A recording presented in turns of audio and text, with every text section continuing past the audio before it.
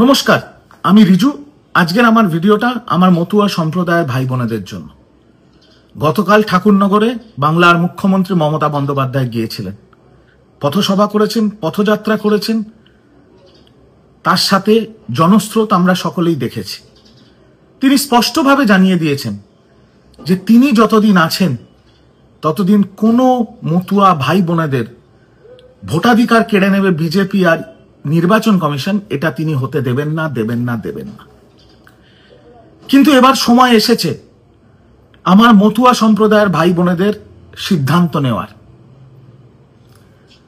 আপনারা একবার ভেবে দেখুন, বছরের পর বছর, দশকের পর দশক, ইলেকশনের পর ইলেকশন, আপনাদের সামনে নাগরিকত্বের গাজরটা ঝুলিয়ে বিজেপি একের পর এক ভোট জিতে গেছে। আপনাদের ভোটে 28টা বিধায়ক বিজেপির, 2টো সাংসদ, তার মধ্যে একটা কেন্দ্রমন্ত্রী আপনাদের ভোটে। আর প্রতিটা ভোটে আপনাদের কি বলা হয়েছিল? নিঃশর্ত নাগরিকত্ব দেওয়া হবে। দেওয়া হয়েছে? কোন মতুয়া ভাই বোন পেয়েছে নিঃশর্ত নাগরিকত্ব? না, পায়নি। আর গতকাল বর্তমান কাগজে প্রকাশিত একটা খবরে আমি দেখলাম যে সিএএ চালু হয়েছে 6 বছর আগে, আর বিগত 6 বছরে নাগরিকত্ব পেয়েছে মাত্র 8 জন, মাত্র 8 জন।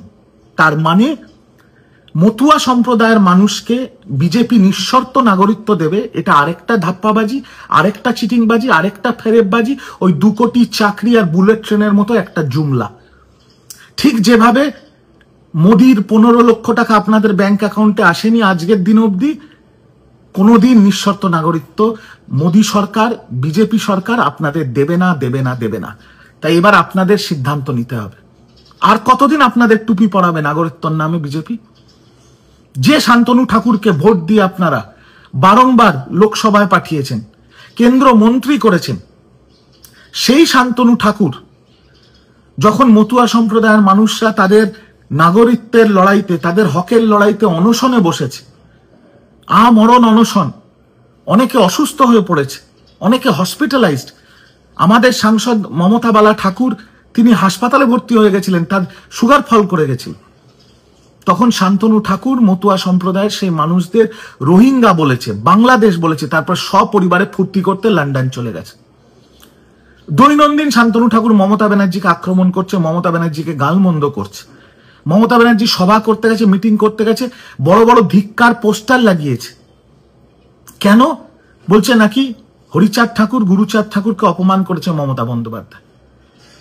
আমি এই ভিডিওর মাধ্যমে মতুয়া সম্প্রদায়ের মানুষকে পরিষ্কার জানিয়ে দিতে চাই যে হ্যাঁ, একটি সভায় মমতা বন্দ্যোপাধ্যায় যখন শ্রী শ্রী গুরুচাঁদ ঠাকুরের নাম উচ্চারণ করতে গেছিলেন, তিনি একটা ভুল করে ফেলেছিলেন।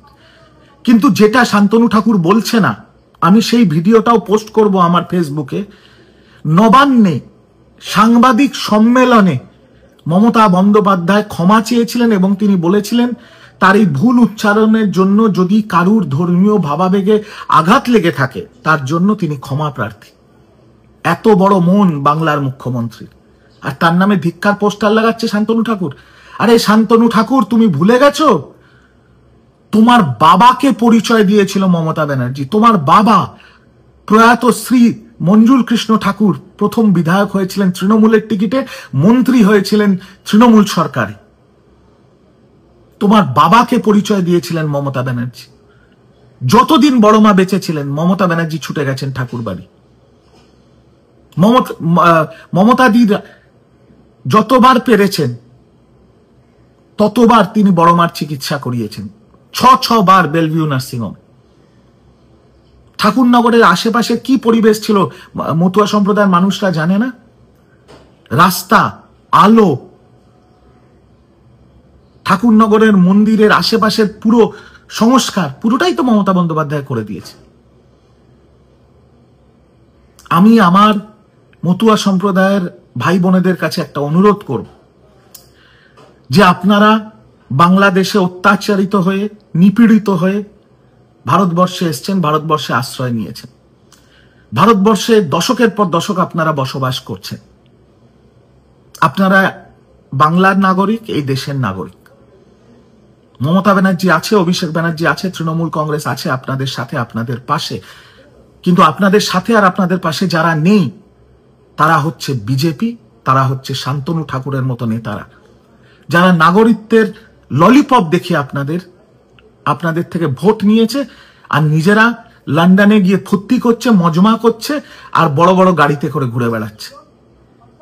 আর আজকের দিনে 51%, আবার বলছি 51% মতুয়া সম্প্রদায়ের ভাই বোনেরা রাষ্ট্রহীন হয়ে যাওয়ার মানে শেষ সীমায় দাঁড়িয়ে আছে।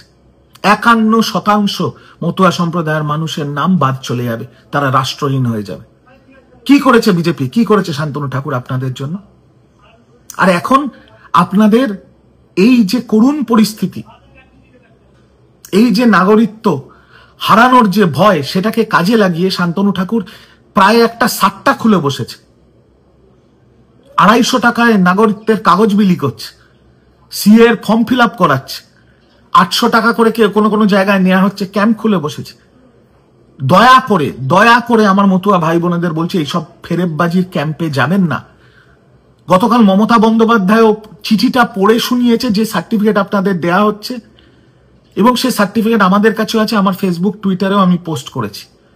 সেখানে স্পষ্টভাবে লেখা আছে আপনারা বাংলাদেশের নাগরিক এবং হিন্দু মহাসংঘের সদস্য।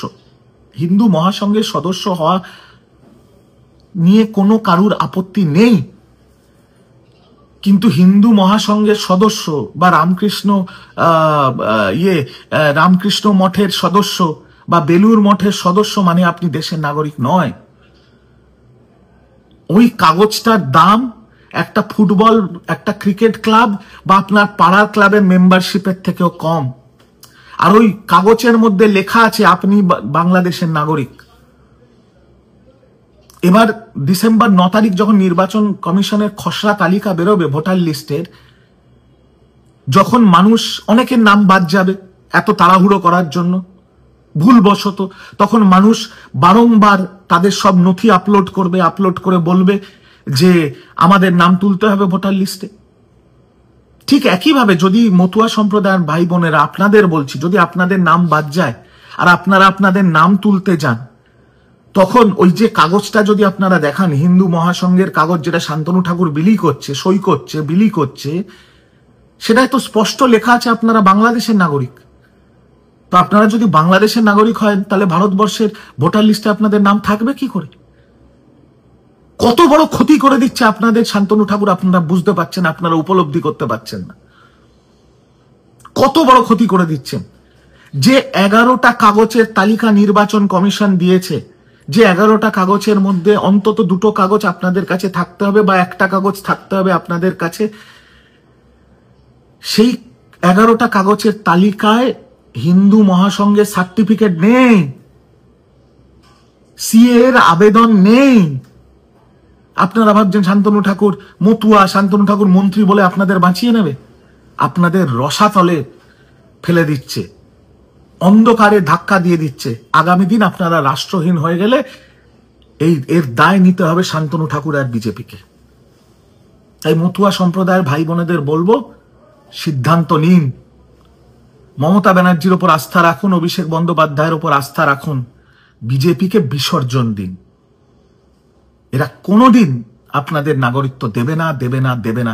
এদের শুধু মতলব আপনাদের নাগরিকত্বের গাজর ঝুলিয়ে বা নাগরিকত্বের ললিপপ দেখিয়ে শুধু আপনাদের থেকে ভোট নিয়ে এরা বিধায়ক হবে, মন্ত্রী হবে, ইত্যাদি ইত্যাদি হবে। তাই দয়া করে আমার মতুয়া ভাই বোনেরা চোখ খুলুন, বাস্তবে আসুন, বাস্তবটা বুঝুন।